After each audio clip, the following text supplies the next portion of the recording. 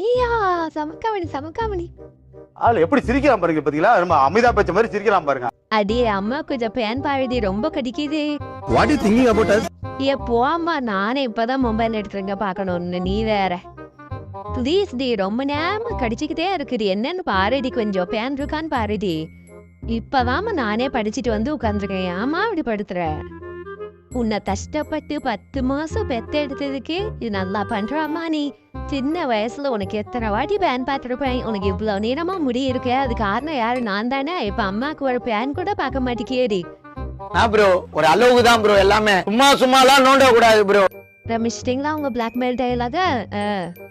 சின்ன வயசுல பேன் பாக்குறேன்னு என்ன பாடுபடுத்துனீங்க, அதுக்கெல்லாம் ரிவெஞ்ச் எடுக்கிறதுக்கு நேரம் வந்துருச்சு.